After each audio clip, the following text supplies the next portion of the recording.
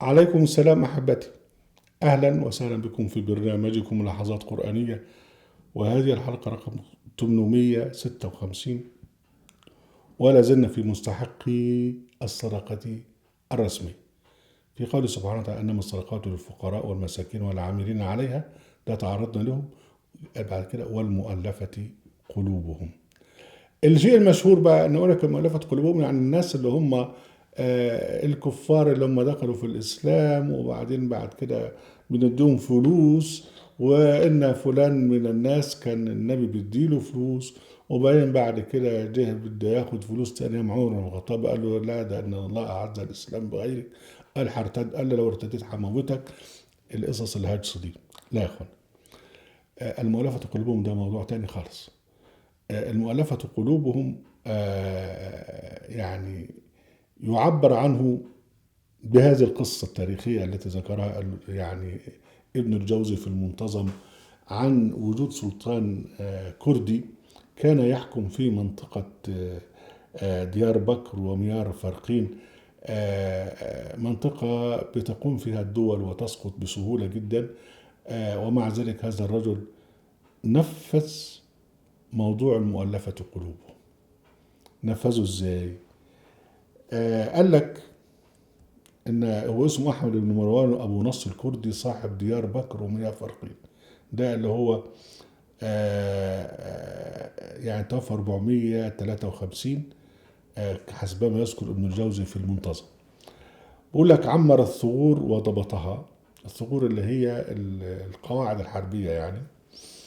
وكان هو يعني موجود على حافة أو على التخوم مع الروم، وفي نفس الوقت موجود بقى ضد ناس أقوياء في الدولة العباسية. يقول لك ابن جزء: تنعم تنعما لم يسمع به أحد من أهل زمانه، وملك من الجواهر والمغنيات ما اشترى كذا كذا وإلى آخره. وفي مجلس آلات الجواهر ما تزع على كل 100,000 دينار، وتزوج من بنات الملوك. آه ايه اللي خلاه يعني متمتع وآمن؟ ليه؟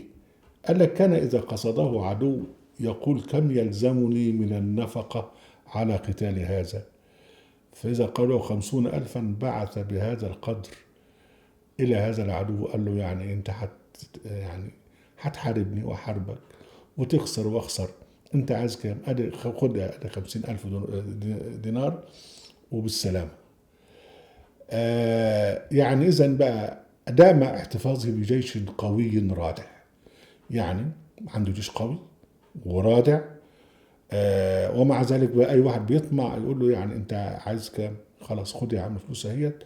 ويعني يشتري صداقة المحيطين به من المتنمرين بدولته.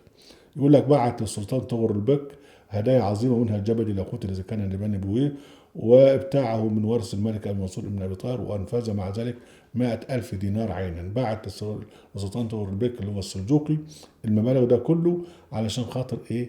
ما يحصلش حرب. و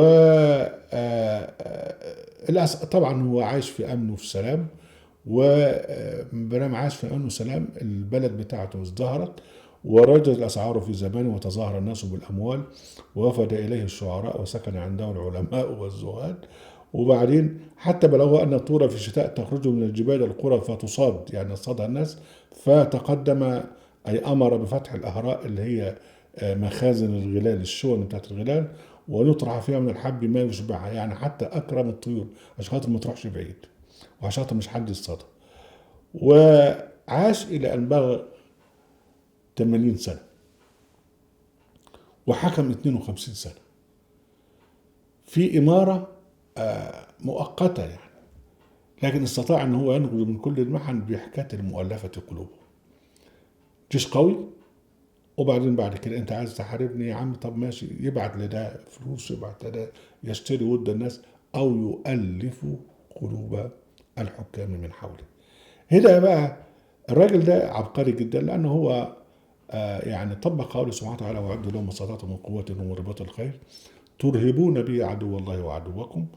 الراجل ده أعد جيش قوي، ليس للاعتداء، وإنما لردع من يفكر في الاعتداء عليه، وفي نفس الوقت أنفق كثيرا، وفي نفس الوقت أخرج حصة المؤلفة قلوبهم اللي هي هدايا للناس عشان خاطر يحققوا السلام. يبقى لا تحاربني ولا حاربك، ولا تخسر من عندك ولا اخسر من عندي. انت عايز قرشينات، خد يا عم القرشينات ونبقى حبايب. آه خلي بالك. طب ده في عصرنا ازاي بقى؟ يعني لنفرض ان في دولة إسلامية موجودة وعايزة تخرج حق المؤلفة قلوبهم. في هيئات إغاثة كتيرة جدا، وده اللي بيحدث في الغرب. يعني تخيل ما يحدث في أي مصيبة، مثلا في زلزال أو في فيضانات أو كذا، أكثر الناس اللي بيتبرعوا الغرب وأمريكا وكندا واليابان. بيتبرعوا في إغاثة المنكوبين، وفي الأمم المتحدة، وفي الكنائس اللي هم بيتبرعوا الناس اللي هم ضحايا المجاعات، وبيتبرعوا مش بس كده للاجئين، و حتى في يعني في إقامة المسارح، في إقامة كذا، في إقامة كذا بيتبرعوا. أو ده كله يدخل في إطار المؤلفة قلوب. لأن طبعا لما تيجي تبص وتلاقي جاي لك كذا من البلد الفلاني. أنا أفتكر بقى وأنا تلميذ صغير، كانت التبرعات الأمريكية بتأتي للقرية بتاعتنا، المدرسة الابتدائية عندنا في أبو حريز، أكل عيني. يعني كان يجي أكل مطبوخ وجميل جدا ووزع علينا، وكانت وجبة يعني مشبعة، الواحد ياخدها وياخد منها البيت. ويقول لك مكتوب كده تيجي يعني مكتوبة في أكياس كبيرة، ويقول لك هدية من الشعب الأمريكي. واحنا صغار كنا ننبسط قوي اشوف اداء كان يتالف. يعني النظام الامريكي كان يتالف قلوبنا واحنا صغار بهذا، وبيتبرع بهذا. في دولة اسمها الدولة السعودية، لما تحصل مرة ان هي تبعت تبرع لكذا، يقول لك بقى يعني يمنون بهذا على الناس. حتى لما يجي الملك يعمل حاجة للناس اللي بيشتغلوا عنده، يقول لك مكرمة ملكية. انت جايب من جيبك يا باشا، ده انت سارق اموال الناس دي كلها. على عكس تماما. يعني تلاقي الغرب زي ما قلنا، الغرب هو الذي يقوم بهذا في حكاية المؤلفة قلوبهم. اما المستبد الشرقي ده هو اصلا حرامي. اهلا وسهلا بكم بحبيبتي في برنامجكم العزاز القرآنية وفي قناة اهل القرآن وفي موقع اهل القرآن. لا تنسوا المشاركة بشير ولايك، وعليكم السلام.